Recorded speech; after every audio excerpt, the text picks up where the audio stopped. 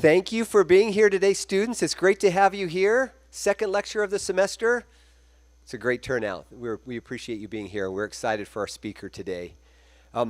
Let me also welcome, today is a special day in the Ira A. Fulton College of Engineering where we have what we call our Mentor Alliance.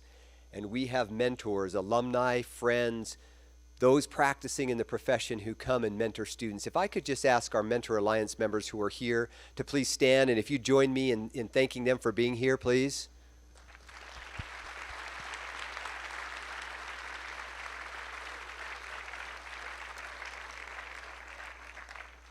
They're going to be mentoring teams of students, both from Student Innovator of the Year competition as well as some other mentoring that they're going to be doing while they're here on campus. So we're grateful for them. We're going to go ahead and get going with an opening prayer by Cody Arvinden, a junior majoring in computer engineering. So Cody.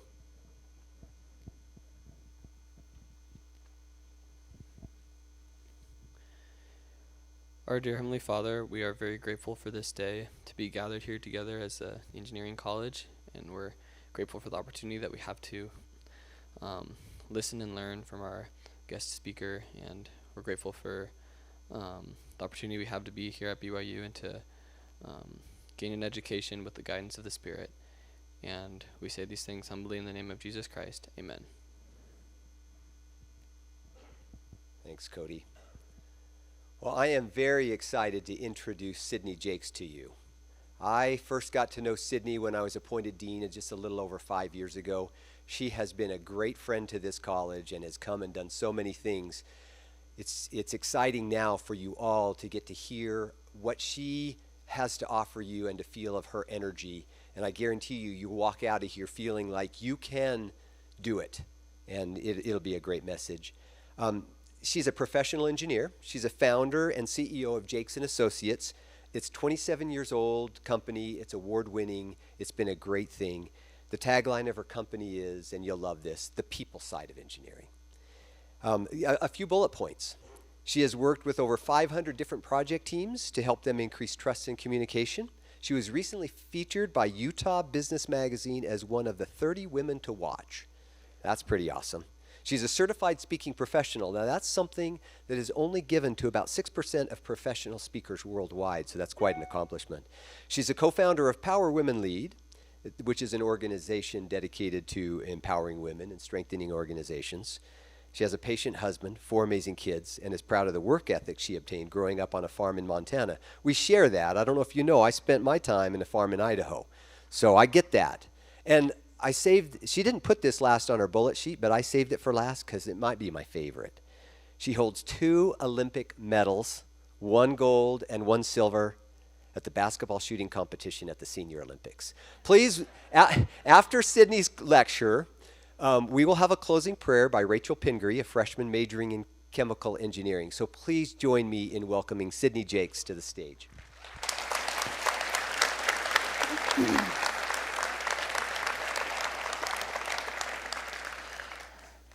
23 years ago, I was working in an office as an engineer, and I was miserable. I felt like my big, bubbly personality had been stuffed into a cubicle, and I couldn't imagine spending the rest of my career working in this office. The culture was negative, the people were just kind of pessimistic, and I just thought, I have got to figure out how to get out of here. At the time, I had 2 little girls. Megan was 6, Brooke was 4, and I was expecting our first boy. And all I could think of was, I got to figure out how to get out of here. I read the book, The 7 Habits of Highly Effective People by Stephen Covey. Have any of you read it?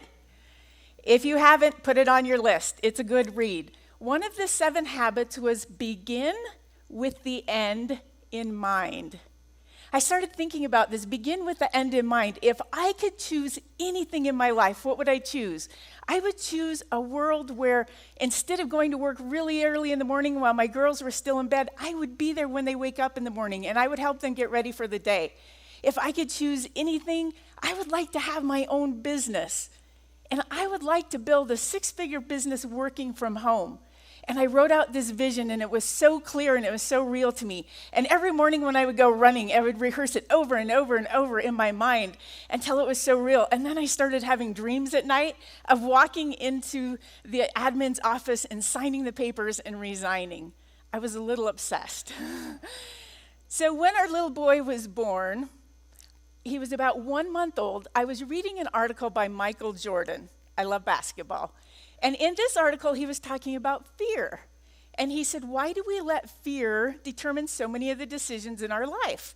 He said, if you think about fear, you can't taste it, you can't touch it, you can't smell it, it can't hurt you. Why do we let fear determine what we do or don't do? And that day when I read that, something just clicked. And I went home and I told my husband, I've decided I can't be afraid of leaving a great job with great benefits and great pay because I don't want to have regrets. And I remember telling him, looking at our little boy and saying, when Danny is 20 years old, I don't want to be sitting here saying, remember when I almost quit my job to start my business? I wonder if I could have done it. I wonder if I could have made it. One of my life mantras is live with no regrets. And I decided that day that I was going to quit. So I set up an appointment to go meet with my boss. Now you have to know my boss, he was the area manager. He was a big boss. I went in to meet with him and I sat down and I said, thank you so much for the opportunities that you've given me. I really appreciate everything that I've learned and everything I've been able to do, but I've decided I'm going to quit. And not just so I can be home with my kids, but I also want to hang out my shingle and be a consultant. Well, what my boss did next shocked me. He got up, he walked over, and he closed the door because his assistant was on the other side of the door. And then he came back into me, and he started pointing his finger, and he said, I can't believe you're leaving me. I've been so good to you. I let you work part-time when you had your kids, and you'll never make it as a consultant. You're not good enough to make it as a consultant. And when you need a job, don't come back here, because there won't be one here for you. Wow, that was not quite what I was expecting. So I pulled myself together. I again thanked him for the opportunities. I walked out the door, past his admin assistant, got around the corner, and then do you know what I did? I did my happy dance! Because my dreams were coming true, and I was finally out of a place that was just not the right fit for me. So today, as we talk about engineering a life that matters, a couple of things to keep in mind. Each of us has a different opportunity to create our own life. That's one of the things that I love so much. But at the end of the day, we have to figure out how can we create a life that matters. So a couple of things you can learn from my story. One, my boss, he was a great technical engineer. He was brilliant. He was a genius. But his people skills, they were more than lacking, okay? So as you study engineering and you're gaining all this technical knowledge, that's great, that's important. But don't forget the people skills. They're so important. The other thing is you might say, how did this turn out? Well, I won't say that it was all roses. It's been a lot of hard work, a lot of late nights, a lot of difficult conversations. But this is my team, and this is our company, and I love doing what I'm doing. I have the opportunity now to consult. They mentioned I've done over 500 projects. I've got 3 projects in Japan, 1 in Korea, 1 in Guam. I work across the United States, and it is so much fun. But one of the other things that I learned that day when I walked out of that office was that each of us has the opportunity to truly create a life by design. Now in engineering, we learn all kinds of design, and you're designing all kinds of systems and things, and I worked on roads and bridges and campgrounds. The most important thing you're ever going to design is your own life. So don't forget to take the time to be intentional, to think about your life and where you're going and how you're living it, and are you really living a life that matters? This is actually from a course that I've created called Creating Your Life by Design. That's a really fun course to teach. So today we're going to follow my blueprint for engineering a life that matters. We're going to talk about the upper arrow mindset, how to create a personal brand, how to continually improve your communication skills. I'll come back to that over and over. I'm going to encourage you to be a cheerleader to all. No relationship arrogance, as I call it. And also, I hope you'll choose to be a mentor. So we're going to talk about a model that I've created. When I started my business and I was trying to figure out how in the world do I differentiate myself from the competition, I did a lot of research. I studied a lot of different businesses, and I created this model. I'm in love with this model. I do a whole day workshop because there's so many different applications, and I actually was able to get it trademarked. So I want to show you really quickly how it works. I knew I had to have quality product and services, or I didn't have a business. I also knew I need to have customer satisfaction, or I wouldn't stay in business very long. So down here at the 0, if I have 0 quality, most likely I'm going to have 0 customer satisfaction. As I improve the quality of my products and services, my customers get more satisfied. But then this was the surprise. There comes a point of diminishing returns where you can continue to improve the quality, but your customers don't notice. So again, this could be a whole day workshop, but real briefly, if you think of your own experiences as a consumer, does anybody love the chocolate strawberry at Zupa's? Just kind of a little extra there. I call that an upper arrow. How about when you fly? Do you like to fly and not have to pay for your bags when you fly? A little upper arrow, right? So it's something that we do once we provide the product and service. We give them a little extra, and it takes them from just being satisfied to up here they're extremely satisfied. So you're saying, well, I probably don't run a business right now. What does this mean for me? The upper arrow is a mindset that helps us say, I don't want to just be average. I don't want to just keep people satisfied. But as a person, I want the upper arrow. I want to do the very best that I can. So right now I need you to get out your phone, open up your notes section, and I'm going to give you a couple of keys that are not in the PowerPoint, so you're just going to have to listen to me and write them down. These are some things that I would encourage you to do that would help you create that upper arrow. The first one is be a reader. I know you're so busy with school and it's so hard, believe me, I know. But I'm a listener, I listen to my books, but continually develop, continually be learning and growing, and look for some things on leadership and communication. The second one is always show up early. It's actually one of our company values to show up early to our meetings. So much important conversation happens before the meeting ever starts. And I don't want any of my team to be the one that's running in late while everything else is already established and going. So show up early. Number 3, you're going to think this is the mom in me. Make your bed every morning, okay? I'm saving you reading 3 different leadership books that have been published lately about the power of making your bed in the morning because it shows that you have discipline and it will help you throughout your day. The 4th is move your body every day at least 20 minutes. So much of what we do in life has to do with the energy that we show up with. If we're not moving our body, taking care of our body, this one body that we get to house our spirit, we're not going to have the energy that we need. So those are some things that you can do to have the upper arrow mindset.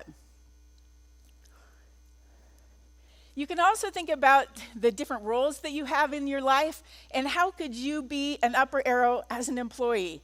What are some things that you could do? Maybe in your calling. It applies in all different parts of our life. So as I was building my business and I had created this model and I thought, okay, I know I need to do something that will set me apart. What would that be? I thought back to a time when I was working as an engineer for the Forest Service, not the job that I couldn't wait to leave, just add that in there. And they sent me to the 3M company in Minneapolis to become certified as a total quality management facilitator. So I'm a farm girl from Montana, hadn't traveled a whole bunch, got to stay in Best Western hotels sometimes when we traveled on the basketball team. And here I'm flying out to Minneapolis, getting paid by my company, and I check into a luxurious Embassy Suites hotel. It was beautiful. I went through the revolving door, and I came in, and I felt like I was in Disneyland. There was a pond with live ducks floating on the pond. There were free drinks everywhere. There were platters of yummy things wrapped in bacon. I was like, wow, I am paid to be here. This is amazing. So I went up to my room. My room was fabulous. The next morning, I went down to the training, and they had candies on the table and a breakfast buffet in the back. But I didn't know the best part was yet to come. About 3 o'clock that afternoon, when you're starting to feel the doldrums of the afternoon, all of a sudden it was like I smelled something. I was like, that smells like chocolate. And I love chocolate. And I thought, that smells like my mom's cookies. And sure enough, in the corner of the room, an older gentleman, he had on a baker's cap, a baker's apron, a twinkle in his eye, and he came in carrying fresh baked chocolate chip cookies. And they melted in your mouth. They were delicious. And so I was like, this is a great way to end the day. On Tuesday, I didn't really think much of it, but at 3 o'clock, the same gentleman, same cookies came through the door. Wednesday and Thursday, the same thing. So on Friday morning, I'm packing up because I fly home Friday night. I'm looking at my schedule, and I'm thinking, I don't know if I have time for dinner tonight. But I looked in my purse, and I had a Ziploc baggie. Do you know what I'm thinking? Heck yeah! When that cookie guy comes, I'm putting those cookies in my baggie, and that will be my dinner tonight. So we go to class, we're getting everything done that we have to do to get certified, and 3 o'clock comes, and then 3:15. And at 3:30, it's not only me that's looking at the back door, there's other people. And at 3:45, I'm thinking, okay, did he get in an accident? Did he die? Did he quit? What happened to the cookie guy? And at 4 o'clock, they took our picture, gave us our certificate, and sent us out the door. Can you even believe it? I learned an important thing that day that I want you to really think about. Have you ever thought about the importance of expectations? On Monday, I had no expectation for a chocolate chip cookie. By Friday, I was mad and ticked off that there were no cookies, and I've been talking about it for 30 years now. Okay? How often do our expectations change? I will challenge you to think about the last time that you were sad, mad, or frustrated, or disappointed. Think of a time. Sad, mad, frustrated, or disappointed. My guess is it came because there was an expectation that wasn't met. Maybe somebody didn't do things when you thought they should or how you thought they should. So much of life is about expectations, and we have to learn to communicate those. So get out your phone again. Something else I need you to write down. If you don't express it, you can't expect it. Okay, pretty simple, but it's a good rule in life. If you don't express it, you can't expect it. So if there's things that you expect at work or at home, make sure that you're talking about it. Make sure that you're expressing those expectations. So back to my business. I'm thinking about this experience in these chocolate chip cookies, and I think, well, that's it. How many engineers do you know that would get up early every morning and bake chocolate chip cookies for their meetings, their clients, their workshops? How many engineers do you know that would do that? Well, one. Thank you. That's me. I thought, well, I like to bake chocolate chip cookies. I can do that. So I started baking chocolate chip cookies, and I started taking them to all of my meetings. And then people started to remember us and know who we were. And so when my employees would hire on, I would teach them how to bake chocolate chip cookies. And it was an expectation that they would take chocolate chip cookies to all of their meetings too. So Saturday, my husband and I were at the BYU football game. A guy sits down in front of us. He has a baseball cap on. It says JUB Engineering. So, of course, I have to talk to him. And I say, do you work at JUB? And he said, yeah. And I said, oh, well, I'm Sydney. I'm with Jaques Associates. I don't know if you've ever heard of us. And he's like, well, of course, you're the cookie people. And I just kind of laughed. And he's like, we love it when your team is on our projects because we get cookies at every meeting. So the year before COVID, when we were actually all in-person meetings, we decided it would be fun to just count and see how many cookies we made in a year. Any guesses? 500. 100 million. Not quite 100 million. But we did make over 16,000 chocolate chip cookies. One funny story, I told you we have some projects in Japan. So even when we go to Japan, we bake the cookies. This is my very patient husband there that helps me get around when we're in Japan. But we bake the cookies, take them very carefully in a Tupperware. And so this time when we got to Japan, the customs line was so long. It was over an hour long, and we were walking back and forth, and Daryl's very patiently carrying the cookies. So when I go to do a workshop with a new client, I kind of hide the cookies at first, and then I tell the story that I just told you about being at the workshop and the cookie guy not showing up, and we talk about expectations, and then I bring out the cookies, and everybody's so excited. And so this particular day, it was a new client, and so I had the cookies under the table. I tell the story, we talk about communication, and then I bring out the cookies, and this woman just yells. She's like, I can't believe those cookies are for us. And I said, what? And she said, well, all of us flew in from Alaska for this project, and we were in the airport the same time you were. She said, we kept passing you in the customs line. And I kept looking at those cookies thinking, oh, who in Japan gets homemade chocolate chip cookies? She's like, I can't believe you brought them for us. So even across the world, people love the chocolate chip cookies. I'm going to skip that story. This is one last story I'm going to tell you. This happened just a couple of months ago. I got a call from a client, and he said, I would like you to submit a proposal for this project. And he said, we're only asking you and one other firm that's in Washington, D.C. that we've worked with before to do this project for us. And he said, so put together your scope of work, your costs, and send it to me by Friday. So I put it together. About a week later, I get a call from him. This is the honest truth. He said, we were sitting around the table. We opened the proposals. They were within $3,000 of each other. So we're like, cost isn't a big deal on this one. He said, so we started talking. And somebody at the table said, well, you know, Sydney, she always shows up with a really high positive energy, and she brings cookies. He's like, so why shouldn't we just hire Sydney? Because then we'll get cookies at all of our meetings. And he said, and everybody around the table was like, okay, that's a good idea. Let's do that. So you can laugh, but that's a $75,000 contract. I can afford to make a few more cookies, okay? So the whole idea of the upper arrow is that it's a mindset. It's something that we choose. I'm not telling you that you should make chocolate chip cookies, and I'm not telling you you should be an entrepreneur. But whatever you choose to be, choose to go to the next level and do the upper arrow. Find something, a way that you can add value.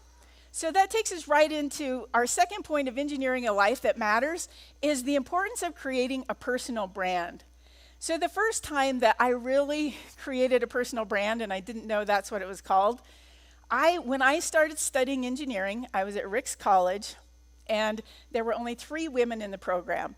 One of them wasn't that interested in being friends, and the other one was myself, and the other one was Kathy Evans from Albuquerque, New Mexico. I know, and I met a new friend named Emily today that's from Albuquerque. So Kathy and I became fast friends, and engineering was hard for us, and I swear we had to study longer than anybody else and harder than anybody else. So it was a Friday night, we were studying, everybody else, our roommates were on dates at the football game, having fun, and we were studying. So we were in the science building because it's open until midnight, and at midnight, the security guard came in, kicked us out. We're walking across this cold, dark campus and kind of having this heart-to-heart conversation of, do you really want to be an engineer? This is so hard. I don't know if I can do this for 4 more years. And that night, we made a pinky promise. As best friends, we made a pinky promise to each other that we were going to finish our degrees in engineering. And along with that, we came up with this little saying that we would say to each other. And it goes like this: you're tough, you're smart, You're strong. You can do this. Grrr! And you have to do the grrr like that. And then it makes you just feel like, I can do this. That was my first kind of experience with a personal brand. So really fast, I want you to replace the you with an I, and I'm going to say 1, 2, 3, and we're going to say it together. Okay, are you ready? 1, 2, 3.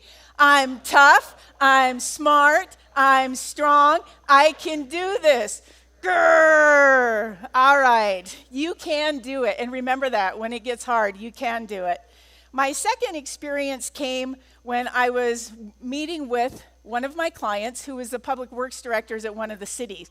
He was telling me about 2 project managers that he was working with and from different companies, and he described one of them as a pit bull. He said, this guy just makes me crazy. It's like he's at my ankle all the time. He always needs something. Everything is an emergency, and I can't stand working with him. And then he said, the other project manager I have a chance to work with, he's a problem solver. I wish I could have every project with him. He over-communicates. He comes to me with solutions. I just love working with him because he's a problem solver. And that day as I was driving home, I just couldn't stop thinking, pit bull, problem solver, pit bull, problem solver, pit bull, problem solver. And I thought if he were to have lunch with someone else tomorrow and say, oh, I had lunch with Sydne yesterday. Have you ever worked with her? She's really, like, what would he say?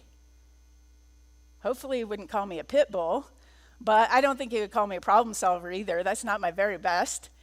And so I came up with this framework that I teach in my workshops, and I want you to think about this. If we had more time, I would love to do this exercise with you. But I want you to think of the power of coming up with 3 words or phrases that describe what you want to be, how you want to show up. For me, mine are happy, high energy, and adding value.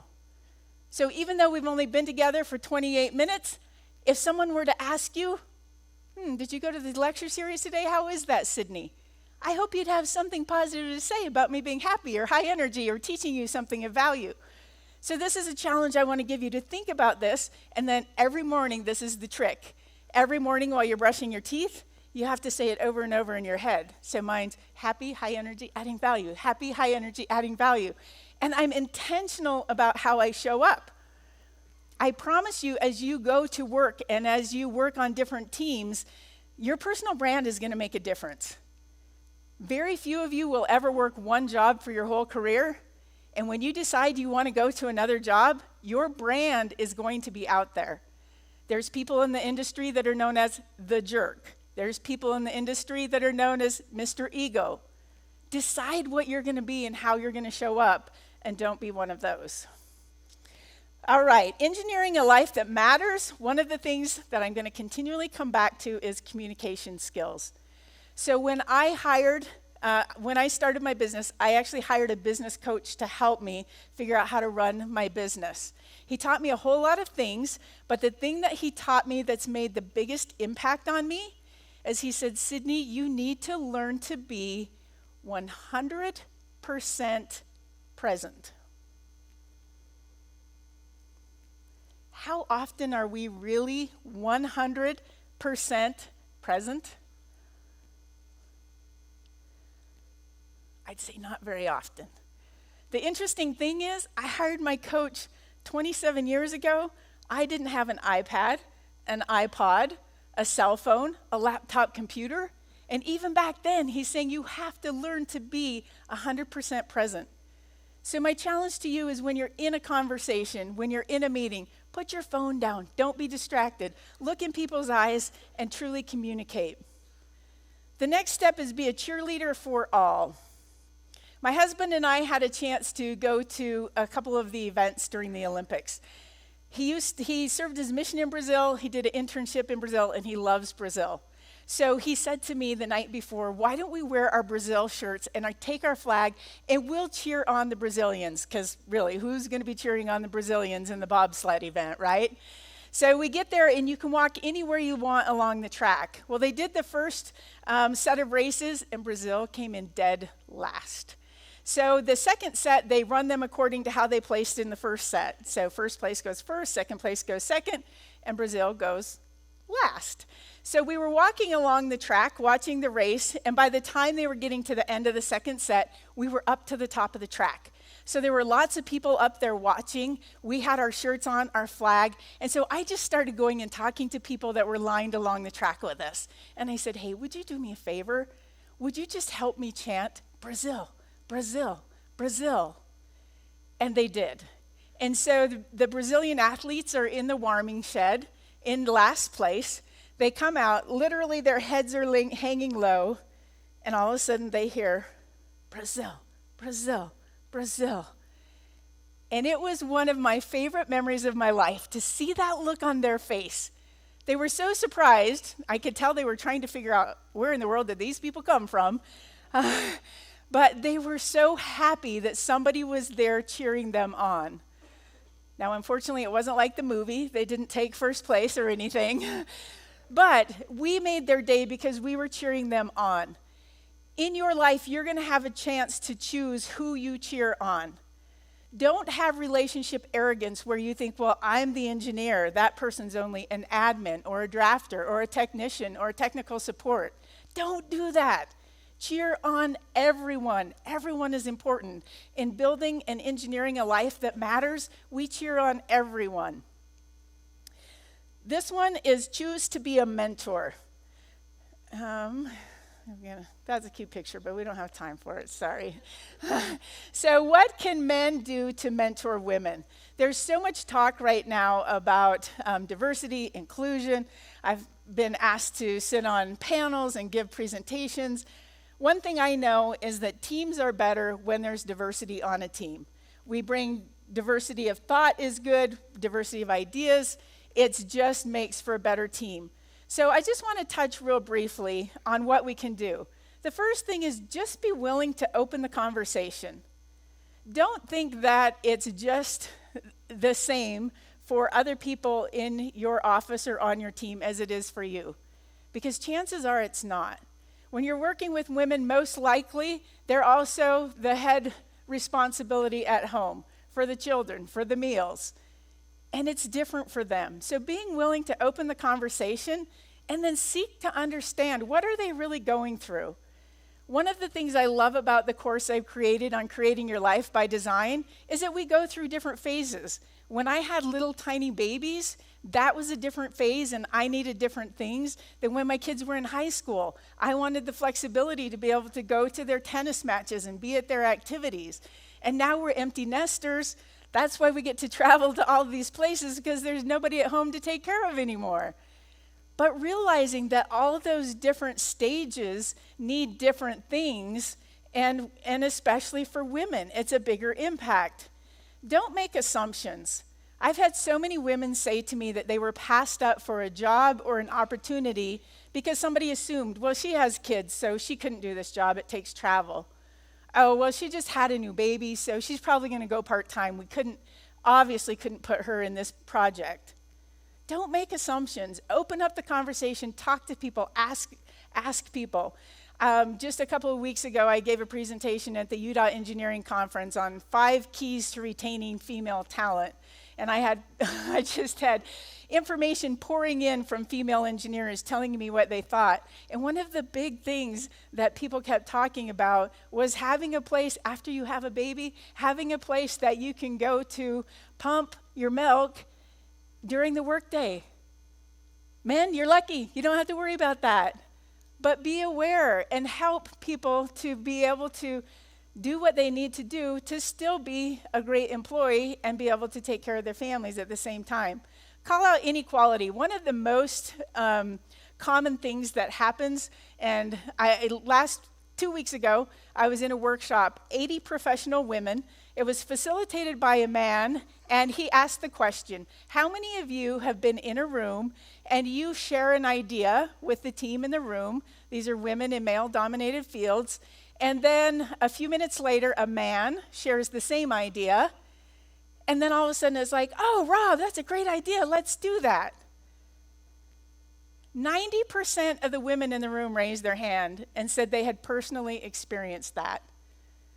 the only way that's going to get better is if the men in the room are willing to notice that, acknowledge that, and say, hey, Sherry just had this great idea. Let's acknowledge that and talk about that. Share the office housework. Now, this might seem silly to you, but it just happens to be the default when you're in an office situation, that the women are supposed to be the ones that clean out the refrigerator and organize the potluck lunch and write on the whiteboard. Share those responsibilities. And then also advocate for women to be considered in leadership positions. We could talk about unconscious bias for a week, but the reality is that we choose to be around people that are like us. So in leadership positions, the default is to choose people that are like us. Advocate for women to be in those positions. Now, I told you at the beginning that there was going to be 5 points, but because I get to speak at BYU, I get to talk about things that I can't talk about anywhere else. My last point is I want to talk about engineering a life that matters. I want you to trust that God will guide your life. I have an absolute testimony of this, that God can guide us in our life, and He is there to help us, and He knows what is best for us, and He knows that each of us has a mission to fulfill, and it is important how we do that. So, I don't know about you, but when I read the scriptures, I love to put my own name into the scriptures. So one of my favorite scriptures is in Mosiah 8:18. And it says, thus God had provided a means that Sydne, through faith, might work mighty miracles. Therefore she becometh a great benefit to her fellow beings. Engineering a life that matters. To me, I am on this earth because I want to be a great benefit to my fellow beings. I want to do everything that I can. I've had the most incredible experiences speaking to hundreds of, I do a lot of work in the construction industry, speaking to hundreds of construction workers and teaching them about building the things that really matter, about building relationships, about being a mentor. And I know that I can teach them things in a way that nobody else can teach them, because I'm this crazy woman from Montana that is happy, high energy, and wants to add value. I feel the Spirit when I speak to them. And I know that I'm here because I want to be a benefit to my fellow beings. So one of the quotes that I often use is from Maya Angelou. And she said, I've learned that people will forget what you said, people will forget what you did, but people will never forget how you made them feel. Now, oftentimes in engineering, we don't think about how are people going to feel, right? We're problem solvers, we're technical, we're figuring things out. But again, this comes back to we have a choice of how we show up. And so I am going to share this story really quickly because it's kind of funny. Sorry, I didn't think I had time, but we're going to do it. So this is Danny. And when our kids were little, we used to always go to Montana and take them to the farm to visit Grandma and Grandpa. And one year we were up there. Danny was about 5 or 6. He's with my parents here. And we were driving down the road in our van. All the kids were in the van. And Danny looked up and he said, hey, how come Dad is usually the driver of the van, but when we come to Montana, Mom drives the van? And so Daryl turned around and said, well, because Mom grew up on the farm with Grandma and Grandpa, so she knows all these country roads. It's just better if she drives. And he was quiet for a minute, and he's like, wait a minute. So Grandma and Grandpa is her mom and dad? Don't you love it when it finally clicks? My husband said, yeah, that's right.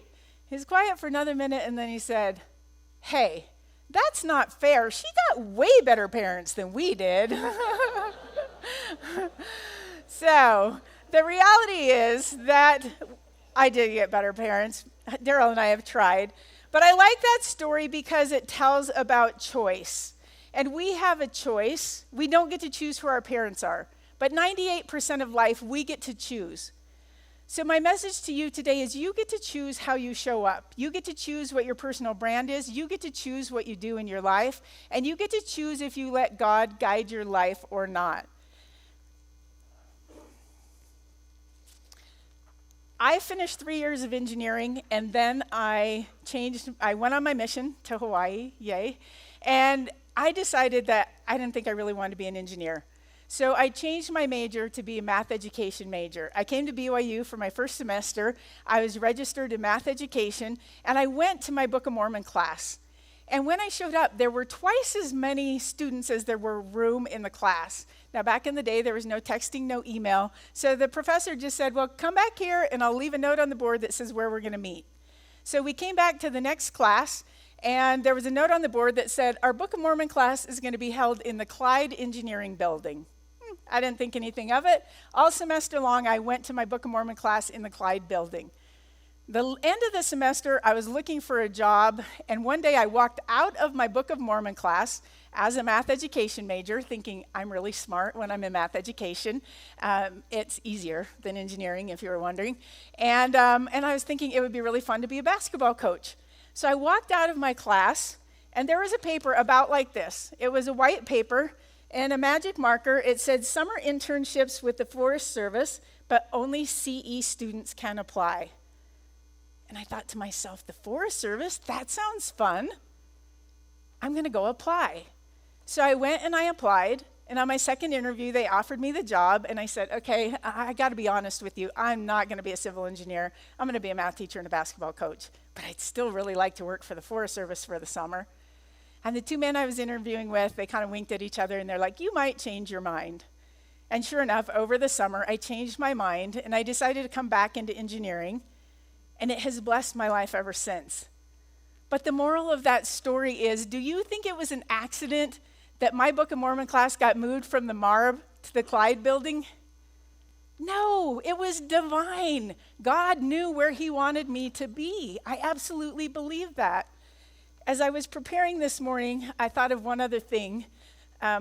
Spencer W. Kimball was one of my favorite prophets because he called me on my mission. And one of the prophecies that President Kimball made was about women. And he said, much of the major growth that is coming to the church in the last days will come because many of the good women of the world will be drawn to the church. This will happen to the degree that women of the church reflect righteousness and articulateness in their lives, and they are seen as distinct and different in happy ways from the women of the world. This is not about me. This is about me wanting to do what my Savior wants me to do and help prepare the world for the second coming. So I am so happy that when this little baby boy was born, that I had the courage to follow the path that my Heavenly Father had for me and to quit a job I hated. And 20 years later, I could say, I am so happy that I've created a life by design, that I really believe that I have created and engineered a life that matters. I hope that you will do the same. Thank you so much.